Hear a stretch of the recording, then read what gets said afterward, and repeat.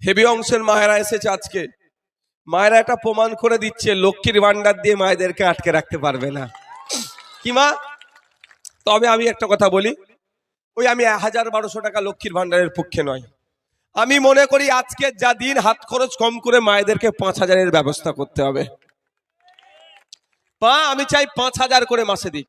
তবে হ্যাঁ, রাজ্য কিছু কাজও বুঝে নিক। তাই মায়েদের একটা কথা বলি, আপনি 1000-1200 টাকা নিচ্ছেন, আমি বিরোধিতা করছি না। যেই হাতে মমতা ব্যানার্জি আপনার হাতে 1000-1200 টাকা দিচ্ছে, ওই হাতি মমতা ব্যানার্জি আপনার বাড়ির বাচ্চার ভবিষ্যৎকে কিন্তু ধ্বংস করছে। মিলিয়ে নেবেন, মিলিয়ে নেবেন। আপনার বাচ্চা ক্লাস 3-4 পড়ে, একটু আমার মাইকের আওয়াজ যাচ্ছে, অনেক দূরে তোমরা মাইক লাগিয়েছো, ভালো কাজ করেছো। অনেকে ভয়েতে আসতে পারেনি, ধমকাই চমকাই দূর থেকে তারা চায়ের দোকানে বসে শুনুক। আর তৃণমূলের লোকগুলো চায়ের দোকানে একটু বসে শুনুক ভাইজান কি বলছে। যাক যাক, মাইকের আওয়াজ। আমি তৃণমূলের নেতাদেরকে বলছি,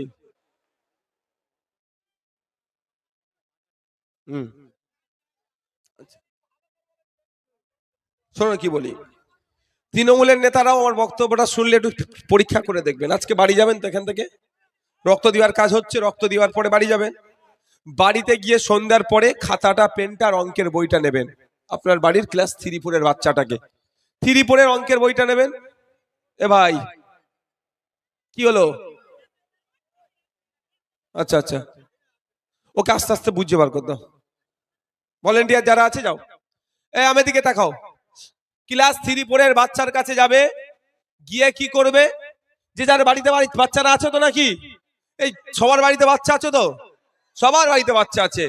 3-4 বাচ্চাদের কাছে যাবে, গিয়ে অঙ্কের বইটা দেবে, খাতা পেনটা দিয়ে বলবে অনুশীলন 1 আছে না, প্রথম অনুশীলনের অঙ্কটা করতে। দেখবেন 90টা বাচ্চা ফেল করবে। 5-6 এর বাচ্চাকে ডাকবে, পেনটা খাতাটা তুলে দিয়ে বলবেন তোমার নাম, বাপের নাম, মায়ের নাম, কোন স্কুলে পড়ো, কোন স্কুলে পড়ো, ঠিকানা। এটা কোনো বিশাল ব্যাপার নয় তো, ইংলিশে লিখতে বলবেন। 100টা বাচ্চার মধ্যে 90টা বাচ্চা ফেল করবে। আর ওই বাচ্চাগুলো কারা? যার মায়ের হাতে মমতা ব্যানার্জি মাস গেলে 1000-1200 টাকা দিচ্ছে। কিন্তু মমতা ব্যানার্জি আপনার বাড়ির বাচ্চা উচ্চশিক্ষায় শিক্ষিত স্কুলে টিচার দিচ্ছে না, চক দিচ্ছে না, ডাস্টার দিচ্ছে না, স্কুলের শিক্ষার পরিকাঠামো দিচ্ছে না। ভাবতে পেরেছেন কিভাবে ক্ষতি করছে আপনার ছেলের ভবিষ্যৎ? তারপরেও আপনি মারধর করে বুঝিয়ে বাজিয়ে ছেলেটাকে ঘরে গাইড করে শিক্ষিত করলেন। আপনার ছেলেটা যখন চাকরি দিতে চাইবে তখন 15 লক্ষ টাকা দিচ্ছে, ঘুষ দিতে হচ্ছে। তাহলে ভাবতে পেরেছেন? তাই মায়েদের বলবো আওয়াজ তুলুন। 1000-1200 পরে হবে, স্কুলের টিচার দাও, তার ব্যবস্থা করো। 1000-1200 পরে হবে, হসপিটালে গেলে, এই লোকাল হসপিটালে গেলে ডক্টর পাওয়া যায় না, ডক্টর থাকলে ঔষধ থাকে না, ঔষধ থাকলে ঔষধ তো থাকেই না। আপনার কি বলে, এক্সরে মেশিন আছে বলছে টেকনিশিয়ান নাই, টেকনিশিয়ান থাকলে বলে প্রিন্ট করা মেশিন নাই, এই প্রিন্ট হবে কাগজ নাই। এই দুরবস্থা হচ্ছে। তাই মায়েদের বলবো এর বিরুদ্ধে আপনাদেরকে সোচ্চার হতে হবে, আওয়াজ তুলতে হবে। 1000-1200 পরে হবে, আমার অধিকার আমাকে বুঝিয়ে দাও। এখানে দেখুন ফেক ST/SC সার্টিফিকেট দলিত আদিবাসী মায়েদের হাতে 1200 টাকা দিচ্ছে। তার ছেলের উপরে চলে আসো, উনকো ছোড় দো, উনকো ছোড় দো, চলে আসো, উনকো ছোড় দো। যে দলিত আদিবাসীদের মায়েদের, তুমি বাইরে চলে আসো ভাই। আমার ভলেন্টিয়ার কি আছে?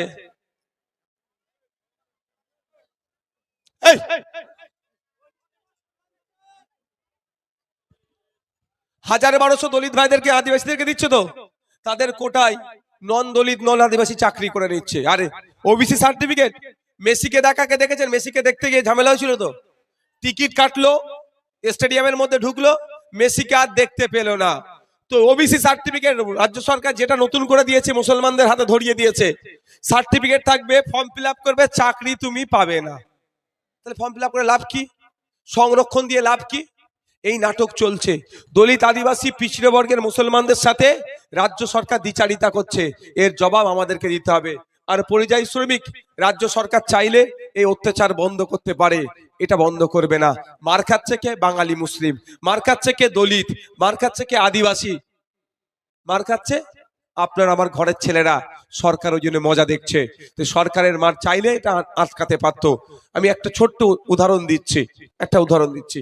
অসমে এই উড়িষ্যাতে খুব অত্যাচার হচ্ছে তো বাঙালিদের উপরে। হ্যাঁ, তাহলে উড়িষ্যায় অত্যাচার কিভাবে বন্ধ করবে? আমি কিন্তু ইনক্লুসিভে বিশ্বাসী ভাই, তাও বলে দিচ্ছি। আমি এক থাকার বিশ্বাসী, আসুক সবাই, ইনক্লুসিভে বিশ্বাসী।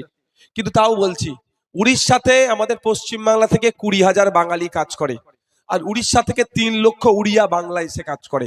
মমতা ব্যানার্জি যদি একবার উড়িষ্যা সরকারকে বলে যে ঠিক আছে 20,000 বাঙালিকে সহ্য করতে পারছো না তো, আমি ডেকে নিচ্ছি, তুমিও তোমার 3 লাখকে ডেকে নাও, কেমন হবে? অত্যাচার বন্ধ হবে না ভাই? 24 ঘন্টা টাইম লাগবে।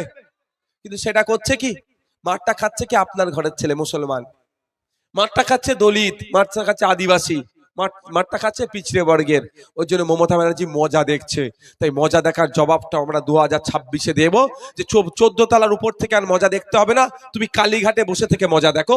আমরা 24 তলায় নবান্নের 14 তলাতে আমরা আমাদের মতো একটা মুখ্যমন্ত্রী বসাবো, যে মুখ্যমন্ত্রী একটা যদি বাইরের কোনো রাজ্যে শ্রমিকের উপর অত্যাচার হয়, এই জবাব নেওয়ার জন্য সেই রাজ্যের মুখ্যমন্ত্রীর সাথে বোঝাপড়া করবে। আর যদি মুখ্যমন্ত্রী উত্তর না দেয়, সংবিধানের 131 নম্বর ধারাতে বলা হয়েছে, কেন্দ্র রাজ্য সংঘাত হলে, রাজ্য রাজ্য সংঘাত হলে সুপ্রিম কোর্টে গিয়ে মামলা করতে পারে। তাহলে আমার রাজ্য সরকার চাইলে উড়িষ্যা সরকারের বিরুদ্ধে সুপ্রিম কোর্টে মামলা করতে পারে, যে উড়িষ্যা সরকার বাঙালিদের উপর অত্যাচার করছে, এটা বন্ধের জন্য, সেটাও করেনি। তাহলে মমতা ব্যানার্জি নিশ্চিতভাবে অনেক কাজ তিনি ওই জন্য মামলা করেননি। যখন তার এত কাজ, তাকে সরকার চালানোর মতো গুরুত্বপূর্ণ দায়িত্ব আর দেওয়া দরকার নয়। কারণ কদিন আগে তার ভাইপো বলে দিয়েছে, মন্দির মসজিদ তৈরি করতে হলে রাজনীতি করার দরকার নাই।